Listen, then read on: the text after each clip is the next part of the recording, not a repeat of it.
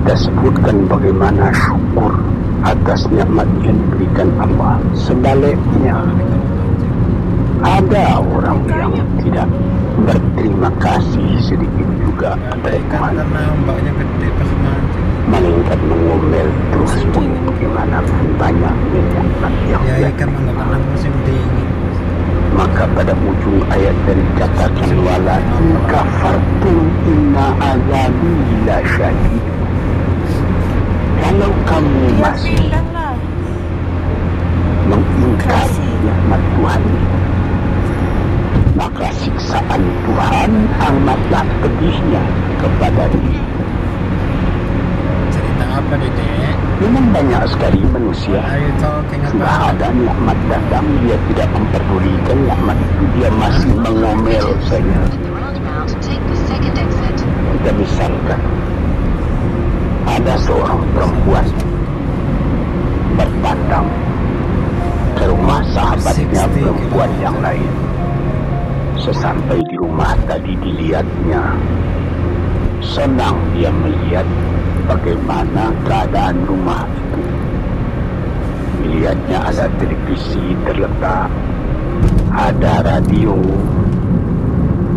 ada CD, kursi-kursi bagus, ada lagi perhiasan-perhiasan yang lain. Tanda dia bergembira, dia bilang, syukur saudara atau saudari, ada radionya nih, ada televisinya ini, ada lagi CD-nya model betul ini. Furniture di mana ini yang menyediakan? Disambutnya, televisinya sudah model, ketinggalan model ini 10 tahun yang lalu. Radionya sudah bahula ini, CD-nya juga begitu. Ada yang model sekarang, yang model baru, saya sudah ketinggalan zaman ini. Ini misal nikmat yang telah ada itu tidak disyukurinya, melainkan diomelinya. Ini banyak manusia yang seperti ini. Sebagaimana pernah saya katakan dalam kaset ini, inilah orang yang wa nafsi wa min nafsi la tashba, jiwa yang tidak pernah merasakan yang tamak terus. Orang seperti ini kalau dia ditimpa oleh kesusahan, akan seperti cacing dan panas. Orang seperti ini sama dia tidak pernah bersyukur kepada Tuhan.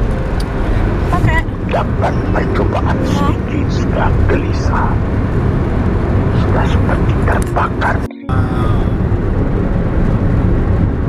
Dia tidak akan merasakan nikmat hidup walaupun bertimpa nikmat dalam rumahnya. Dia tidak akan merasakan nikmat. Inilah orang yang pada penglihatan orang lain dia kaya, tetapi dia adalah orang yang paling miskin. Disebutkan oleh ahli-ahli falsafah, siapa orang yang miskin di dunia ini? Orang yang terlalu banyak kehendaknya, itu orang yang miskin. Siapa orang yang kaya di dunia ini? Yang merasa cukup dengan apa yang ada. Dia bersyukur atas yang ada. Bukan berarti dia menolak yang tidak ada. Kalau ada, syukur. Kalau belum ada, sabar.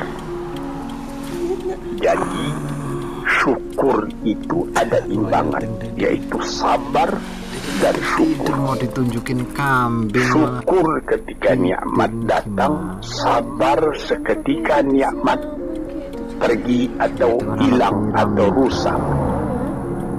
Sebab apabila sabar itu fikiran tenang menyebabkan ada lagi inspirasi baru yang akan datang. Tetapi kalau dapat sedikit cobaan sudah gelisah, maka kita mengkafiri, tidak mensyukuri nikmat yang ada. Misalnya saya pernah juga bertemu berkali-kali orang datang. Abuya, saya ini susah. Kenapa? Ya Buya mengatakan kalau kita suka bertahajud, suka beribadat dengan setia, nanti apa yang kita minta dapat dikabulkan oleh Tuhan. Saya sudah 4 tahun tahajud saja saban malam, tidak dikasih apa-apa. Ini orang tidak bersyukur. 4 tahun dia bertahajud terus menerus. Dengan apa-apa dia bertelanjang. Tidak pakai mukena. Berapa dibeli mukena? Lampunya terang. Berapa ongkos lampunya? 4 tahun sakit. Tidak. Makan enak juga saban hari. Cuma permintaan belum dikabulkan. Nikmat yang ada dalam tangannya dia lupa karena mengharapkan nikmat akan datang. Inilah orang. Wa ila in kafartum inna azabi lasyadid. Kalau kamu lupa kepada nikmatku, azabmu yang akan kamu derita lebih sakit lagi. Misalnya tadi itu, saya sudah bertahajud sekian tahun, tapi permintaan saya tidak dikabulkan. Berfikirlah sedikit. Itu namanya perkataan kan kurang sopan kepada Tuhan. Seakan-akan kita yang menentukan, Tuhan, kasih saya.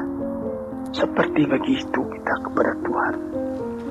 Padahal bukan karena mengharapkan diberi apa-apa itu yang menjadi pokok. Kita sebagai hamba Allah dihidupkan di dunia ini buat apa? Di dalam Quran dikatakan Allah khalaqal jinna wal insa illa liya'budun. Tidaklah aku jadikan jin dan manusia malaikat untuk beribadat kepadaku.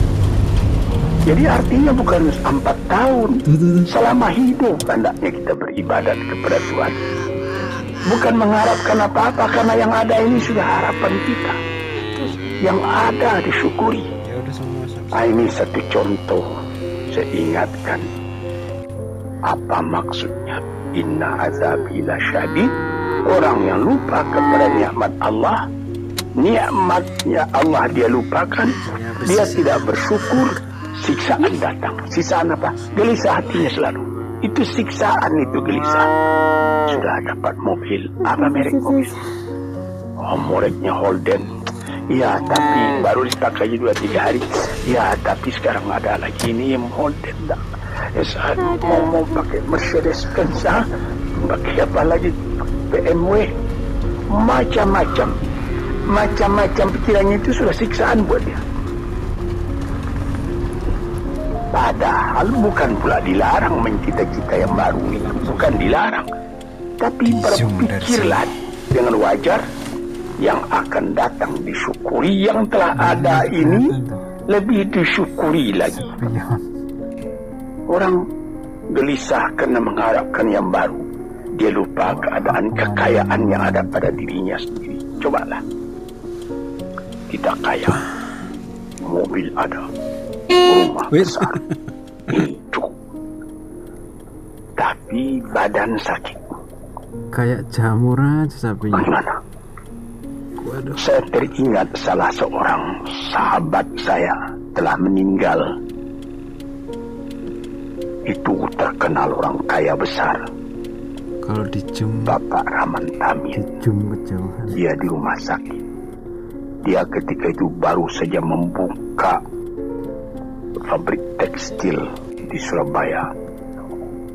Jadi ketika dia sakit, saya pergi melihat dia. Sekarang saya mengerti apalah arti kekayaan saya yang banyak itu. Yang penting sekarang ini bagi saya sehat. Ini perkataan dari seorang mukmin yang mengetahui berapa nikmat Allah. Tapi nikmat yang paling besar itu kesehatan, bukan kekayaan. Dia berdoa kepada Tuhan, dia beribadat, dia minta, ya Allah sehatkanlah badanku atau tetapkanlah imanku. Ini saya pernah melihat. Di sini kita melihat bahwa Tapi itu kan yang lurus kesehatan tadi badan paling. adalah kekayaan yang tidak ada nilainya. Walaupun engkau tidak mempunyai banyak kekayaan, tapi badanmu sehat, kekayaan berjuta-juta itu. Engkau tidak banyak kekayaan, tetapi engkau makan enak. Kalau di Indonesia mau udah digoreng. Pernah saya juga berjalan-jalan Wah, Dede. dengan seorang teman orang Keren. kaya, naik mobil lalu di dekat sawah orang-orang bekerja. Ketika itu hari kira-kira pukul 12:30 hari. Saya melihat bagaimana sesudah membajak sawahnya, Itu ada mobil kesini. orang yang punya sawah tadi makan, dibawakan oleh istrinya dari kampung. Tapi itu kan yang lurus Di dalam tadi paling. besek nasi yang akan dimakan oleh suaminya, dimakan oleh suaminya itu. Sehingga kawan saya yang punya mobil tadi menjadi dalam hatinya itu seakan-akan iri. Saya yang tinggal di gedung besar, di rumah besar, mempunyai mobil beginian, tidak merasa enak makan seperti itu. Coba Tuhan, berapa nikmat Allah. Maka itu kita kembali kepada pangkal tadi. In syakartum la azidannakum. Apa nikmat yang telah diberikan oleh Allah Ta'ala, syukurilah. Apabila itu engkau syukuri, badanmu sehat, hatimu senang, dadamu lapang. Dalam hal itu insya Allah Tuhan memberikan lagi tambahan nikmat. Wala in kafartum, tetapi jikalau engkau lupakan nikmat itu namanya sama dengan kafir. Sebab kafir itu ada namanya kafir inad, kafir juhud, kafir nikmat. Kafir inad di tengah laut artinya keras kepala. Kafir juhud, ingkar, tak mau percaya. Kafir nikmat, nikmat Tuhan telah datang, lupa nikmat itu juga termasuk kafir. Kalau kita lupakan nikmat itu, maka kita sudah meracun diri sendiri. Makan tak enak lagi. Mengapa? Ya habis. Rumah sewa saya sudah 40 pintu banyaknya. Tapi yang di sana tidak dibayar orang, di sana itu hampir terbakar rusak. Jadi berapa? Ada 2 rumah. Jadi yang 30 bagaimana? Lupa itu. Inilah beberapa contoh daripada orang yang memungkiri nikmat Allah. Itu juga merubah kepada rupa muka kita. Orang yang selalu tidak puas, walaupun dia punya kekayaan sudah berlimpah-limpah, tapi rasa syukurnya tidak ada, makannya pun tidak enak. Di dalam rumah tangganya pun dia menjadi selalu berungutan saja. Ketika mula-mula datang sesudah penyerahan kedaulatan pada tahun 50 datang ke Jakarta, suami istri hidup dengan sederhana, makan enak, tertawa pagi, tertawa sore, apa yang ada dimakan yang tidak sabar. Kemudian berlimpah-limpah rezeki. Rezeki datang, mulai lalai daripada Tuhan, mulai lupa kepada nikmat. Lama-lama tidak mensyukuri nikmat, timbul berkelahi dalam rumah. Si laki-laki tadi melihat lagi ada perempuan yang lebih muda, dia mau kahwin lagi, ribut lagi dengan yang tua, macam-macam. Nampak sebagaimana saya katakan tadi, nampak oleh orang luar, orang ini senang ini, tapi di dalam rumahnya sendiri neraka, dibikinnya sendiri neraka itu karena dia tidak mensyukuri nikmat. Dia bikin sendiri neraka itu sebab dia tidak sabar ketika percobaan datang. Disinilah tuan-tuan pendengar kaset yang saya cintai, saya katakan di dalam agama kita disuruh qanaah, menyambut dengan kedua belah tangan nikmat yang diberikan Allah, kecil atau besar. Yang penting nilainya. Nilai nikmat itu ialah apabila kita terima dengan syukur. Dan kalau percobaan datang, kita tabahkan hati, kita sabar. Percobaan itu banyak. Harta, berniaga rugi, istri atau anak yang dicintai mati, dan lain-lain sebagainya. Kita sabar menerimanya. Kita tabah menerimanya sehingga kita tidak goyang. Ketika nikmat datang, kita syukur, jadi kita tidak sombong. Ketika percobaan datang, kita sabar, jadi kita tidak bingung. Kita punya hidup selalu tenang. Di dalam ilmu tasawuf disebutnya bahwa antara syukur dengan sabar itu adalah seperti sayap. Sayap sebelah kanan syukur, sayap sebelah kiri sabar. Kalau patah salah satu dari dua sayap itu, kita jatuh, tidak bisa kuat lagi. Jadi sebagaimana kapal terbang juga mempunyai dua sayap. Kalau patah satu, lebih baik lekas berhenti, jangan berlayar lagi, nanti bahaya besar jatuh, membawa jatuh kita.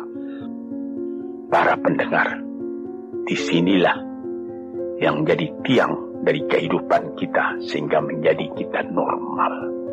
Sebagaimana pernah juga saya katakan, kerusakan atau seperti radio korsleting yang terjadi antara sabar dan syukur ini bisa jadi penyakit.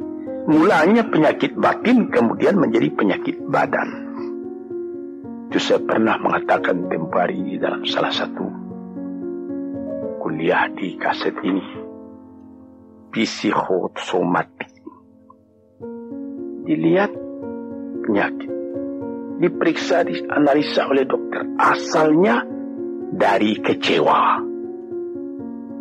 Ada orang, anaknya menyakitkan hatinya, karena anak itu juga jadi fitnah dalam kehidupan. Diharap akan begini, rupanya jadi begitu. Diharap akan taat, rupanya maksiat.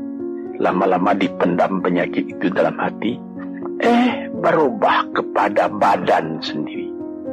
Kadang-kadang sakit jantung, kadang-kadang eksim, kadang-kadang kudis, ajaib.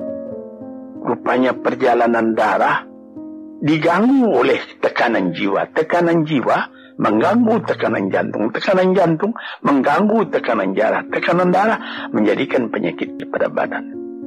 Sebab itu maka dikatakan, wa man a'rada an dzikri fa inna lahu ma'isyatan dhanka. Barang siapa yang menolak peringatanku, dia punya hidup nanti akan sengsara. Sengsara jadi penyakit. Fi qulubihim maradun fazadahumullahu marada. Dalam hatinya ada penyakit, ditambah lagi oleh Tuhan dengan penyakit lain. Diperiksa oleh dokter, badanmu tidak sakit, ini pikiranmu yang sakit. Macam-macam. Disinilah saudara-saudara yang terhormat, maka syukur itu adalah satu nikmat yang kita sendiri mengusahakan supaya terjadi pada diri kita sendiri.